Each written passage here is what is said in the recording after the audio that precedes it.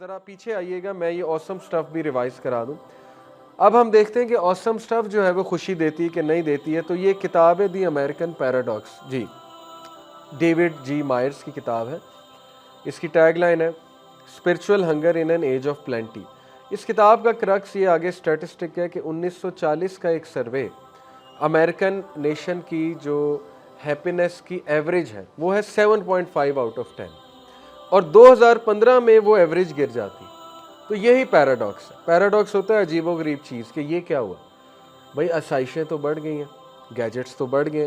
पहले क्या होता था कि पूरे घर में एक कमरे में एक टीवी होता था, वहीं सब बैठ के टीवी देखते थे, लड़ाइयाँ भी करते थे, लेकिन खुश थे। 7.5 आउट ऑफ 10। अब तो हर बंदे के कमरे में लैपटॉप है, अब तो हर बंदे के कमरे में वाईफाई है, अब तो सब ने अपनी एलईडी रखी हुई है, अब तो इतनी सस्ती हो गई हैं चीज़ें। अब खुशी क्यों ड्रॉप हो गई है? अब खुशी तो बढ़नी चाहिए थी, लेकिन सरप्राइजिंगली खुशी ड्रॉप हो गई 7.2। इस रिसर्च से साबित होता है कि अगर खुशी थिंग्स में होती, चीज़ों में होती तो बढ़ जाती। खुशी चीज़ों में नहीं है, थिंग्स में नहीं है। ये भी स्टैटिस्टिक बड़ा आई ओपनिंग है और बहुत इंपॉर्टेंट है।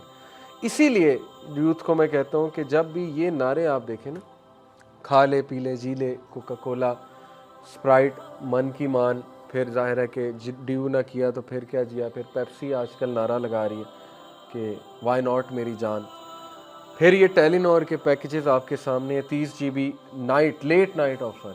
अब जाहिर है लेट नाइट को बंदा अम्मी अबू से तो नहीं बात करता, यानी क्या इशारा किस तरफ है इनका, सीधी सी बात है ना। आप क्या प्रमोट कर रहे हैं और आप बाकायदा बगावत कर रहे हैं अल्लाह के निज़ाम के ख़िलाफ़। सीधी सी बात है ना, अल्लाह ने रात सोने के लिए बनाई है, आप यूथ को कह रहे हैं नहीं जागो, बल्कि नाइट पैकेज पूरा हमारा इस्तेमाल करो, फ्री में देंगे। तो फिर हम कहते हैं कि हमारी सोसाइटी से बरकत क्यों उठ गई है। तो ये सारे जो नारे हैं, दीज आर अबाउट थिंग्स। वो हमें कंज्यूमर बना रहे हैं, कस्टमर्स बना रहे हैं। उनका मकसद सिर्फ कंज्यूमर्स गैदर करना है। उनका मकसद ये नहीं कि इंटेलिजेंट लोग पैदा हों, वाइज लोग पैदा हों, अच्छी चॉइसेस लेने वाले लोग पैदा हों। उन्हें चाहिए कस्टमर के ज़्यादा से ज़्यादा ये हमारी चीज़ परचेज करे और हमारा बिजनेस जो है वो ग्रो करे। तो दिस इज़ द लेवल जिस पर इंसान इस वक्त गिर चुका है कि वो बाकायदा कंज्यूमर बनना चाह रहा है। वो कह रहा है मैं कंज्यूमर बनूँगा। एनीवे, इससे साबित हुआ इस सारी रिसर्च से कि चीज़ों में भी खुशी नहीं है, जिस खुशी को अभी मैं डिफ़ाइन करूँगा। ट्रू लव पे आते हैं।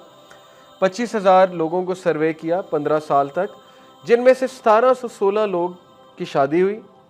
ये लूकस एंड अदर्स की एक रिसर्च है। और फिर उन्होंने सवाल की जो है वो जस्तजू की कि are married people happier. Married people are happier in year 1 to 2, but after that married is equal to non married. ये बाकायदा ग्राफ से प्रूव किया है। ग्राफ आपके सामने है। वाई एक्सिस पे लाइफ सेटिस्फेक्शन, एक्स एक्सिस पे number of years after marriage या बिफोर मैरिज।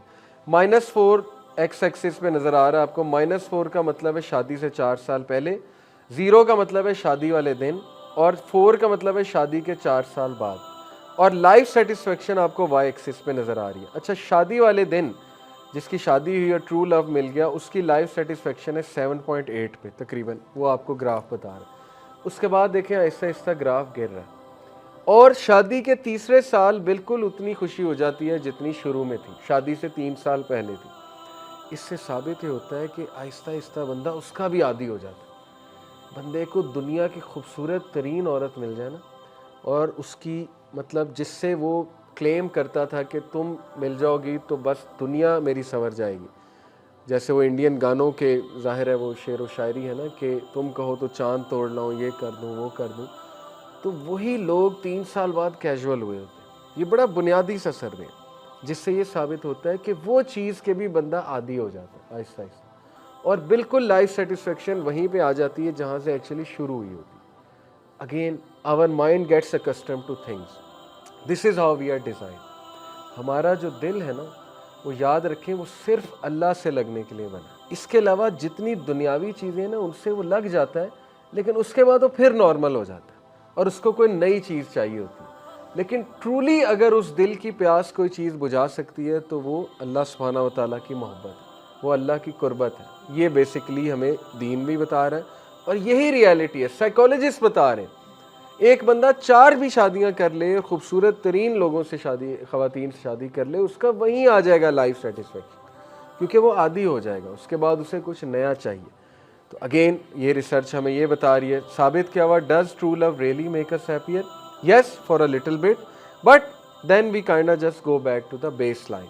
उसके बाद हम बेस लाइन पे आ जाते हैं, यानी कि दोबारा वहीं। हाँ, एक चीज़ है कि अगर उस रिश्ते में अल्लाह की मोहब्बत है और तकवा है तो फिर दोनों की मोहब्बत ग्रो करती है। ये एक बड़ी ज़बरदस्त बात है और ये इस्लामिक कॉन्सेप्ट है, ओके, कि अगर अल्लाह के लिए एक दूसरे से वो दोनों मोहब्बत कर रहे हैं और फॉर द राइट रीजंस मोहब्बत कर रहे हैं तो वो मोहब्बत को अल्लाह बढ़ाता है। इस सूरह रूम की आयत है, आयत नंबर 21। अल्लाह कहता है कि हमने तुम्हें बनाया मर्द और औरत को और हमने तुम में मोहब्बत, मवद्दा व रहमा, ये दो चीज़ें हमने तुम में डाली।